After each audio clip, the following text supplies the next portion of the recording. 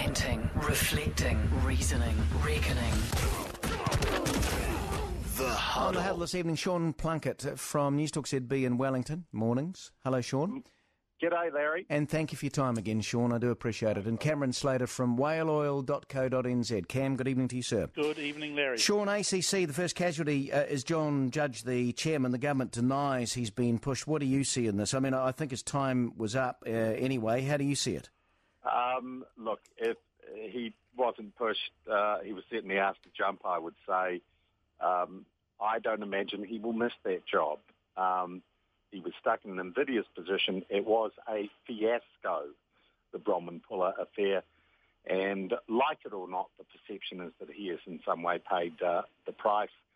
And let's hope we get someone in there who is prepared to address what seems to be a cultural problem with that organisation. Right. How do you view it, Cameron? You believe the Minister initiated all of this? Judith Collins isn't one to be crossed, and I think she would have had good reason to suggest that he not continue anymore or renew his contract for the board. And although it's not an obvious push, he was certainly directed towards the plank. Sean, would you see more purging of ACC to come? Because Judge himself, I've found him to be pretty competent. His tenure was up and he got ACC back to a financial viability, so they say anyway. Yeah, and he can take credit for that, but the way that affair was handled was poor, and the chief executive, I think, is going to have to be held to account for that in some way. The problem is you've got people who are dealing with money that isn't theirs, and they retreat to trying to play things by the book. Instead of doing necessarily what's right. I think there are still problems there and still questions that need to be answered. I also think the Judge was left in an invidious position, right. That was he did, and I think you're right, Cameron. Judith Collins, she can certainly make her displeasure very clear when she chooses. This arrogance, though, Cameron, is what you get with a monopoly, I suggest. Yeah, that's what comes with the... I tend to agree with what Sean's saying about the invidious position. What you've got here is a chairman who had to turn around ACC. He's dealing essentially with people with a welfare mentality in the staff. That's the way Labor ran ACC, as a welfare department rather than a rehabilitation department.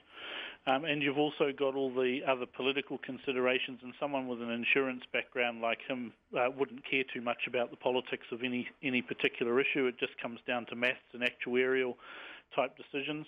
But in dealing with the Bronwyn-Puller issue, what you've got here is someone who's quite willing to breach her own privacy, but the moment anybody has to talk about the details that she releases, they're stuck, they're bound and gagged by the very rules they're about. Well, I was just saying on that interview, Sean, she talked about the injuries that she sustained, and we had Kathy Odgers from Cactus Kate saying she dropped her off and she couldn't see any injuries like that, which is quite extraordinary, isn't it? You know? Yes, it is, and don't forget she got a huge payout from her private insurers as well. Yeah, but that's irrelevant. I mean, ACC are an insurance, aren't they? They're an insurance corporation. They should be paying. If Paula's memory is better than Cactus Kate's, then she should have been working for the past 10 years, really. Yeah, all right. Well, we'll come back in just a moment. Cameron Slater and Sean Plunket with me. NewstalkZB. It's now 14 to 6. Part 2 of the Huddle. Cameron Slater and Sean Plunket back with me. Cameron, first to you. Government not appealing this ruling on caregivers. It'll cost a lot of money, obviously. I think it's the right decision, is it, not to appeal, because they'd have lost it anyway, it would seem. They probably would have lost it. This is one of those things that's a legacy of 50 years of welfareism, I guess, and a legacy of decisions. You know, no one begrudges anybody who's got the terrible position of having to be a carer for a handicapped child or someone in that position, someone in my own family's in that position, not actually having been paid for it or being available.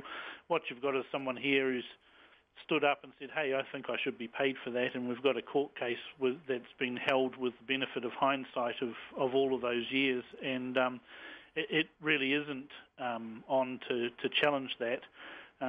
But no one's ever going to begrudge those people actually getting some recompense. Right, I think, Sean, that the solution is it's got to be fair for everybody here, and I don't know how they're going to reach that. That's right. I don't think they should have gone as far as they did legally. And once again, I've got to say, bureaucrats or people who aren't directly involved, just going by the book, Tony Ryle, give that man a bouquet for calling an end to the madness. The challenge now is to formulate a policy that's affordable and formulate a policy that is fair. It's not going to cost $600 million. I don't think it's going to cost $200 million.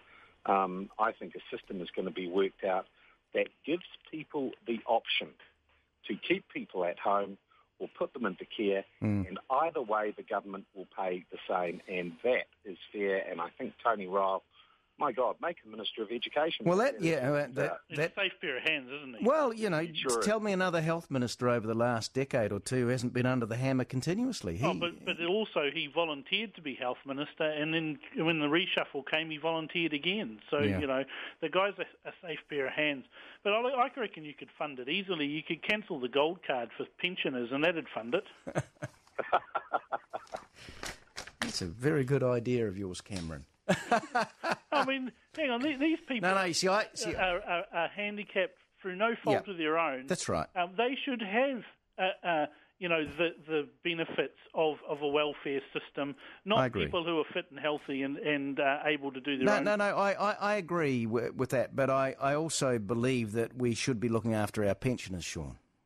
Yes, we should, but actually the gold card, it's strange you should mention that, Cameron. I was thinking about that today. Yep, you can keep your pension at 65, but you don't get the gold card. There's got to be a trade-off there somewhere. Thank you, Sean. Sean Plunket, and thank you, Cameron. Cameron Slater on the Huddle. NewstalkZB, it's 9 to 6, and Murray Deeger to follow.